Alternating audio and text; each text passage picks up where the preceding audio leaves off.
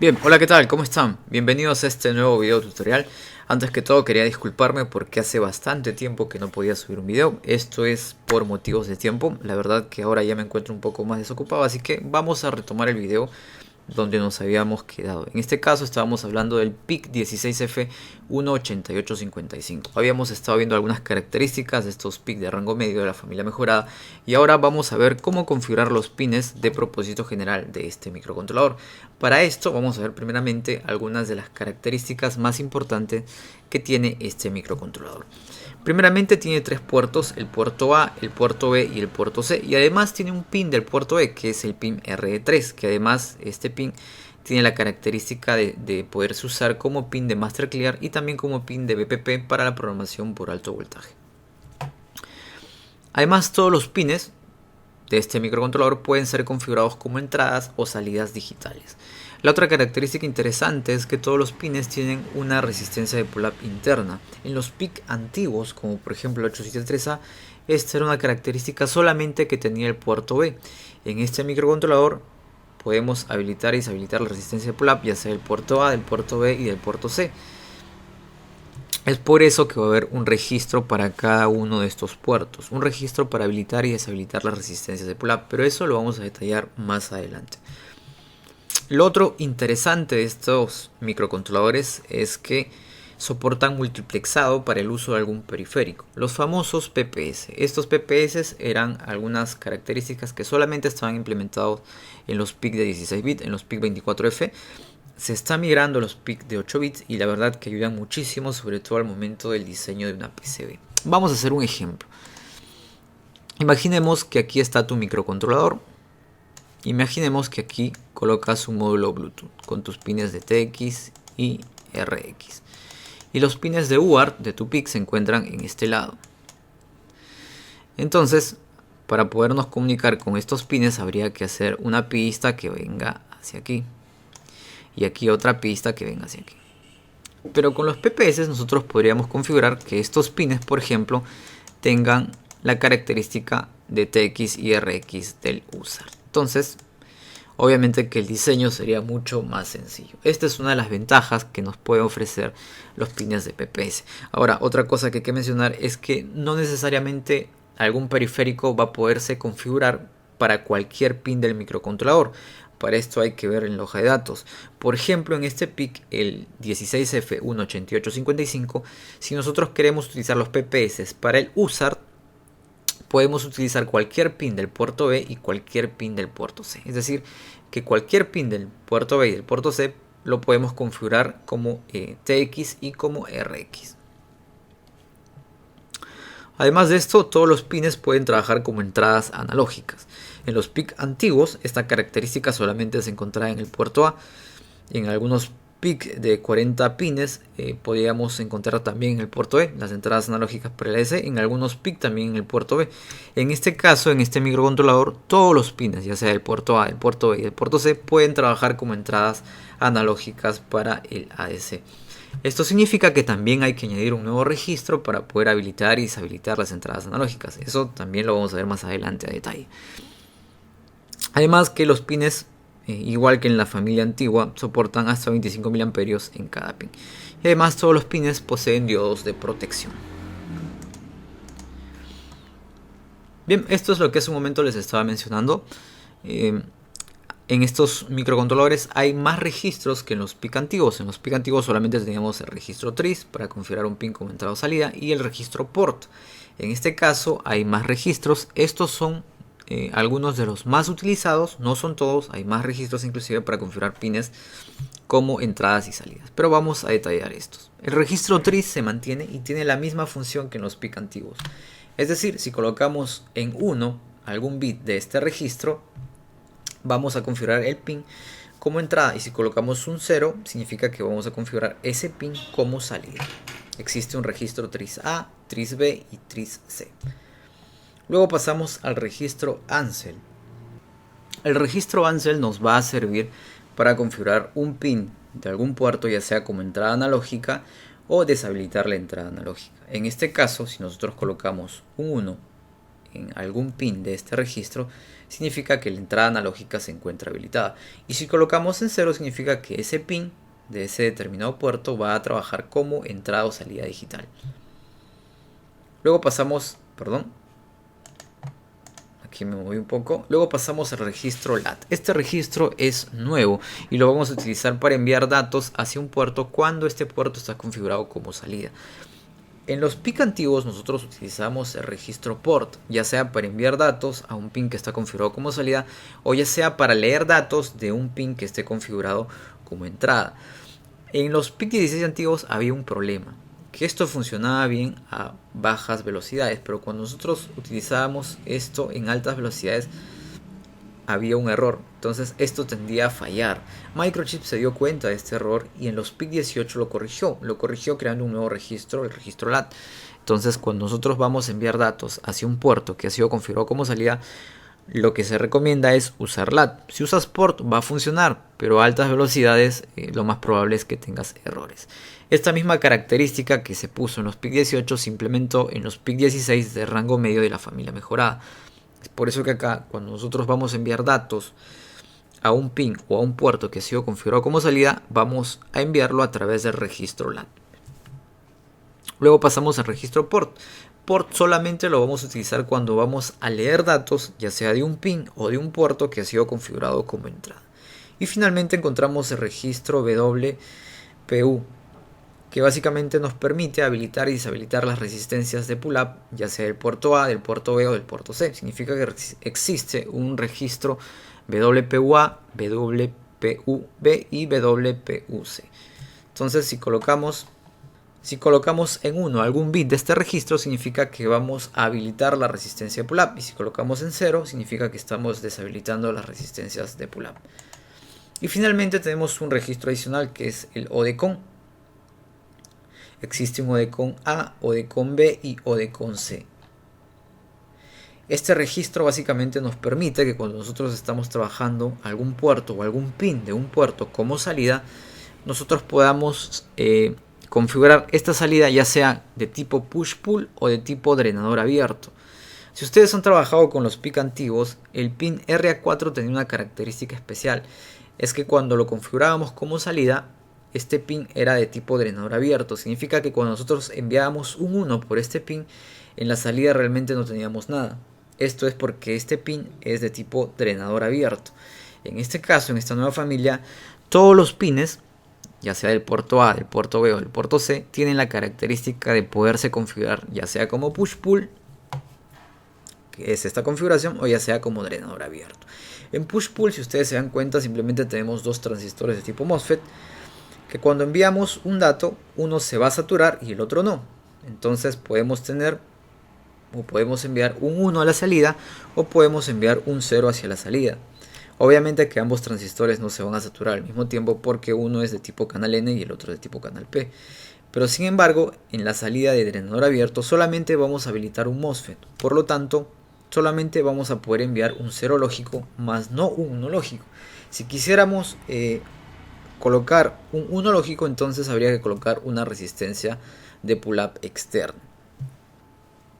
En este caso, cuando tú envías un 1, ya la corriente no va a ser enviada por el microcontrolador, sino va a ser la corriente que envíes a través de la resistencia pull-up.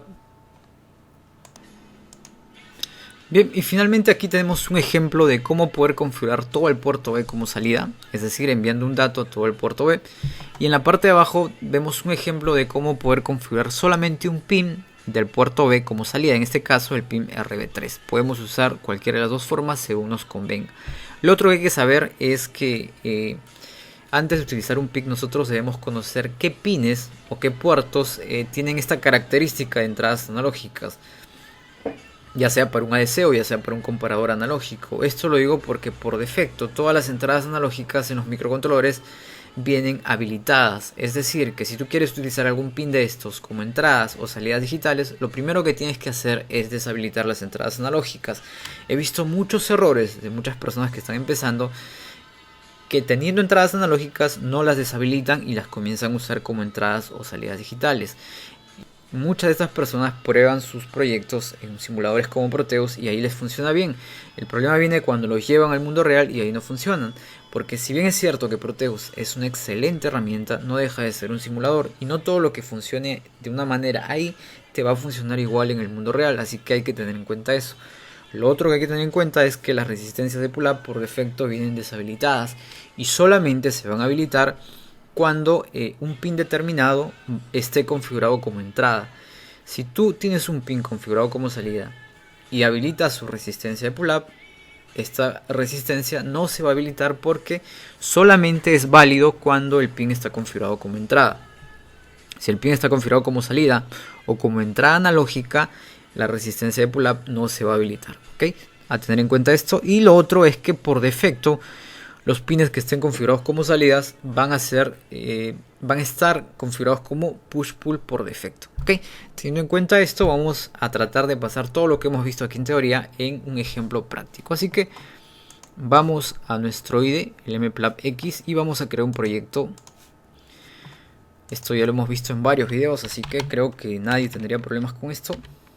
Seleccionamos el PIC, que es el 16F18855. Le damos en siguiente. Como herramienta de programación escojo el PIC 4, el compilador el XC8 2.1, que es la última versión en estos momentos. Y vamos a darle un nombre. En este caso el proyecto se va a llamar salida-entrada. Listo, le damos en finalizar. Y listo. En videos anteriores nosotros para configurar un proyecto hemos estado utilizando la herramienta MSC, que si bien es cierto es una excelente herramienta, nosotros como desarrolladores debemos estar en la capacidad de poder crear un proyecto sin la necesidad del MSC, y es precisamente lo que vamos a hacer en este video. Entonces vamos a crear nuestro archivo principal. Ok. Aquí está, listo. Entonces lo primero que tenemos que hacer aquí es configurar los fuses que tiene el microcontrolador, y quizás sea esto una de las cosas que más miedo le da a las personas que están comenzando. Pero vamos a ver que el IDE MPlab X nos brinda ciertas herramientas que nos van a facilitar mucho esto. Vamos a la pestaña Window, donde dice Target Memory Views, seleccionamos la opción donde dice configuración de bits. Aquí lo primero que vamos a hacer es configurar la fuente de reloj que vamos a utilizar. Aquí por ejemplo podemos utilizar un cristal externo, un cristal interno de alta velocidad, un cristal interno de baja velocidad, el cristal secundario, o inclusive alguna combinación del cristal interno con algún número del PLL. Vamos a seleccionar solamente el cristal externo y vamos a seleccionar aquí el tipo de cristal que vamos a utilizar. En este caso vamos a utilizar un cristal de 4 MHz, así que seleccionamos XT. Lo otro que vamos a habilitar es el Power Up Timer, que es un pequeño temporizador que se va a activar al energizar el microcontrolador. Lo otro que vamos a deshabilitar es la programación por bajo voltaje. Y además vamos a deshabilitar el Pro Guardián para que no nos esté molestando. Listo, eso es todo lo que necesitamos aquí. Hacemos clic en este botón que dice generar código. Seleccionamos todo esto con control A, control C para copiar. Borramos esto y le damos control V. Y listo. Aquí vamos a crear nuestro bucle infinito. Esto es con minúscula. Y listo. Bien, entonces ahora lo que vamos a hacer es un pequeño ejemplo donde podamos poner en práctica todo lo que hemos visto en teoría hasta ahora. Para esto vamos a configurar el pin RA4 como salida y el pin RA5 como entrada. Entonces lo primero que vamos a configurar es el registro LAT-A bits. En este caso el registro LAT4 va a ser configurado como salida, así que lo primero que vamos a hacer es asegurarnos que este bit inicialice en 0. Okay. Lo segundo que vamos a hacer es configurar el tris, ya sea como entrada o salida. En este caso, para el registro RA4 lo vamos a configurar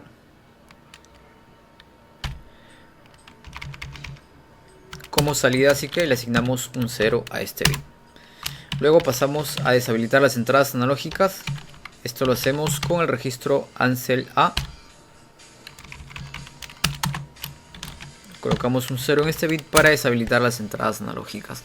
Ok, listo. Y finalmente aquí vamos a hacer el parpadeo de un LED con un retardo de 1 segundo. Utilizamos la macro delay-ms y le asignamos un valor de 1000 milisegundos, o lo que es igual a 1 segundo. Y lo que vamos a hacer aquí es simplemente cambiar el estado del pin R4. Como les mencioné hace un momento, esto lo vamos a hacer utilizando el registro LAT y ya no el registro port. Así que vamos a compilar esto.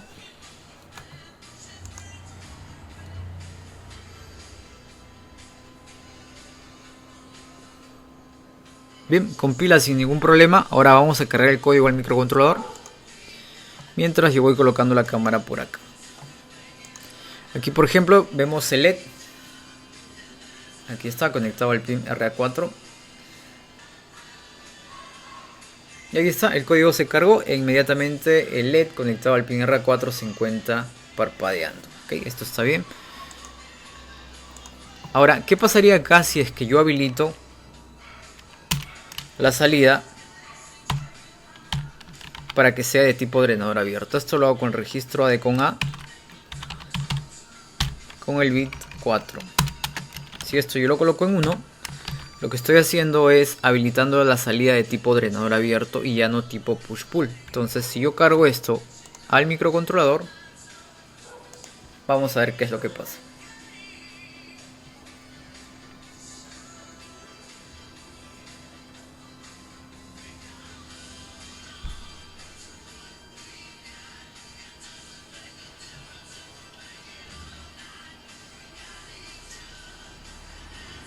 Bien, terminó de cargar y vemos que el LED esta vez ya no está parpadeando. Esto es porque solamente el microcontrolador puede mandar un estado lógico 0, más no puede mandar el estado lógico 1, a menos que nosotros coloquemos una resistencia de pull-up. Esto lo podemos solucionar de esta forma.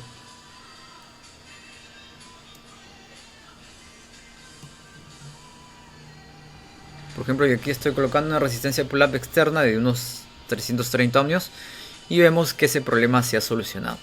Aquí básicamente lo que estoy haciendo es muy simple. Acá tengo el microcontrolador,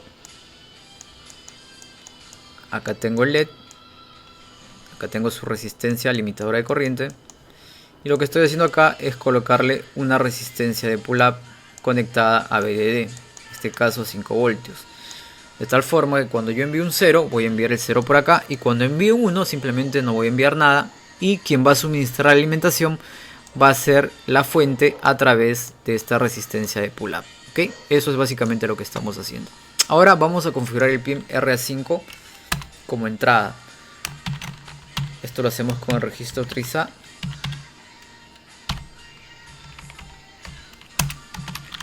En este caso, este bit lo colocamos en 1 para configurar este pin como entrada.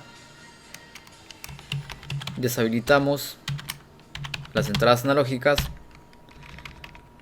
En este caso, asignándole un 0 en el registro ANSI.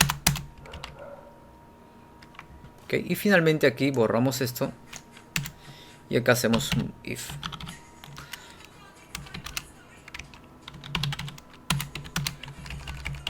Y como les mencionaba, cuando vamos a leer por algún pin que está configurado como entrada, necesitamos utilizar el registro port A. En este caso vamos a preguntar por el pin RB5. Vamos a preguntar si este bit es 0. Si esto se cumple, lo que vamos a hacer es encender el LED. En este caso, encendemos el LED.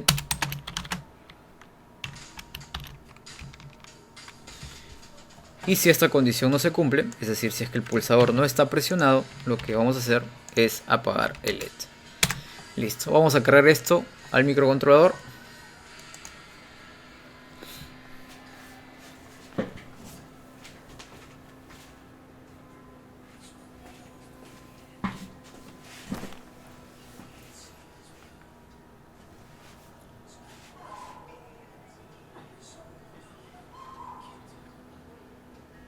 Bien, el código ya se cargó. Vamos a presionar el pulsador y efectivamente el LED se enciende. Suelto el pulsador y el LED se apaga. Ahí está. Obviamente que yo aquí estoy utilizando una resistencia de pull-up externa para forzar un estado lógico alto, cosa que cuando yo presiono el pulsador aparece un estado lógico bajo hacia el pin del microcontrolador. Ahora, ¿qué pasaría si yo quito la resistencia de pull-up? En esos momentos, ya por más que yo presione el pulsador, el LED no se apaga, ¿no? Entonces yo aquí podría habilitar la resistencia de pull-up interna. Esto se hace en el registro WPU a bits, colocando en 1 este bit, y de esta forma vamos a habilitar la resistencia de pull-up interna. Vamos a cargar esto en el microcontrolador y vamos a ver qué es lo que pasa.